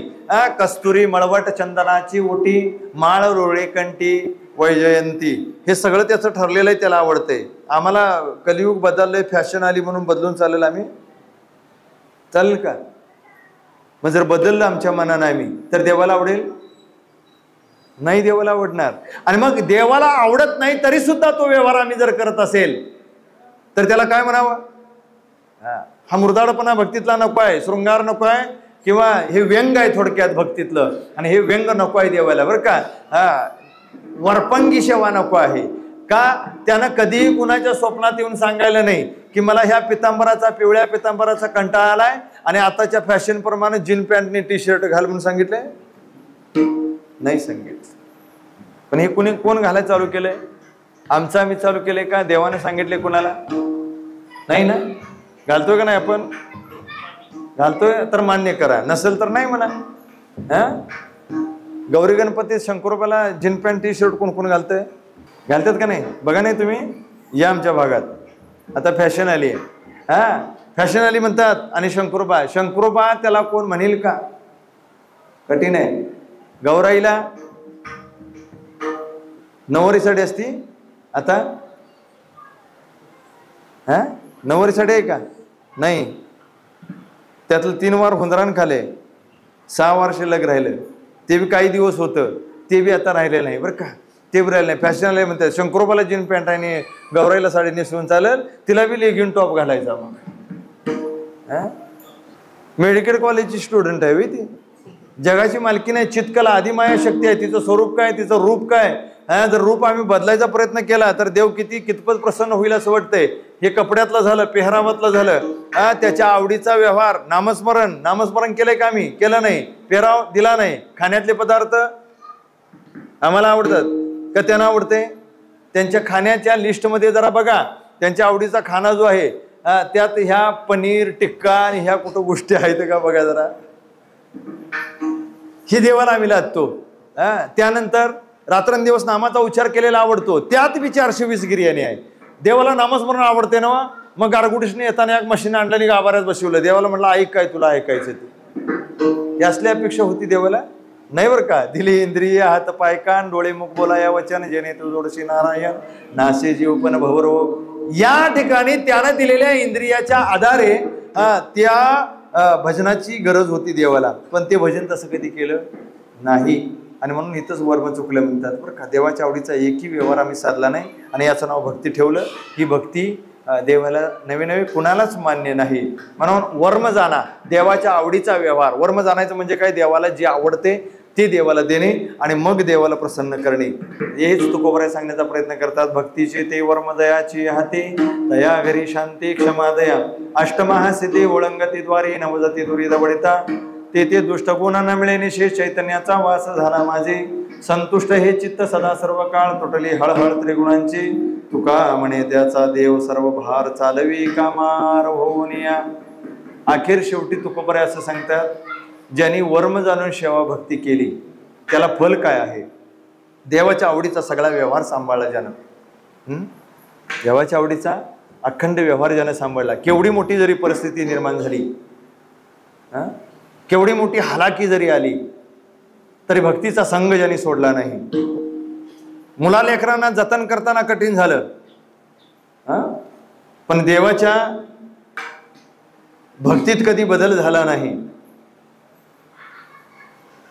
एक वेळ मुलालेकरांना उपाशी तापाशी झोपवलं, पण पांडुरंगाच्या तोंडाला दुधाचा चरबी लावायची मात्र बंद केली नाही.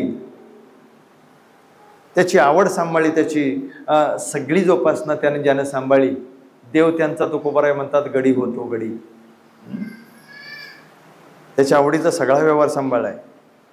कोणता सगळा व्यवहार? घरात एखादा माणूस जर मेलं तर आपल्या स्वतःच्या मालकीच्या रावळात किंवा गावच्या रावळात पांडुरंगाच्या रावळात जाऊन भजन कोण करील काय? तुकोबरायांची पत्नी गेली, ज्या दिवशी गेली त्या दिवशी मूठ माती देईपर्यंतच फक्त घरात होते बरं का. मूठ माती दिली आणि रावळात येऊन भजनाला सुरुवात केली आणि देवाला वर उलटी आणि काय म्हणतोय, बाबा बरे झाले देवा निघाले दिवाळे, बरे या दुष्काळे पिढा गेली. बरं झालं म्हणजे दुष्काळ पडला, पिढा गेली बाबा, म्हणजे तुझं भजन 2 तास ज्यादा करायला मिळेल. असे ज्याच्या अंतःकरणाची स्थिती झाली आहे. प्रापंचिक एवढी हानी स्वतःच्या हातनं केली, काही वेळेला प्रसंगानं झाली, पण एवढी हानी झाली तरी सुद्धा भजनामध्ये भक्तीचा संग टाकला नाही. देवानं हितच परीक्षा संपवली त्यांची आणि त्यांचा पाठीराखा देव झाला. तुकोबराय हेच अनुभवाने सांगतात, तुम्ही सुद्धा छोटीशी परीक्षा जरी घेतली तरी त्या परीक्षेला फेल होऊ नका. त्या परीक्षेत पास एकदा का झाला तर देव तुमचा पाठीराखा आहे. तुका म्हणे त्याचा देव सर्व भार चालवी कामार होनिया. देव अक्षरशः गडी होऊन तुमची सेवा करायला तयार आहे. फक्त भक्ती करत असताना वर्म जाणून भक्ती असावी, वर्म जाणून सेवा असावी, असा अभंगाचा या ठिकाणी हा भावार्थ आहे. ठरल्याप्रमाणे 10:15 वाजले आहेत. शेवटची चाल 4 मिनिटात होईल आणि बरोबर 19ला जय विठ्ठल होईल बरं का.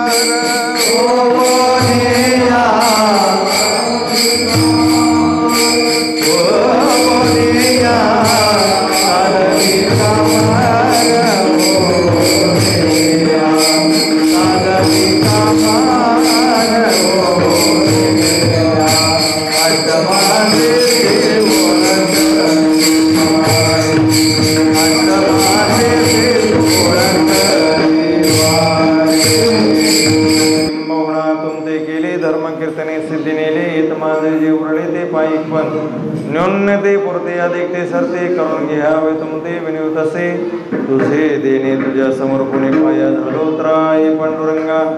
झालेली सेवा परमात्म्याच्या चरणी, तुम्हा सर्व सज्जनांच्या चरणी, बाहेर गावून आलेली सर्व मंडळी सर्वांच्या चरणी झालेली सेवा.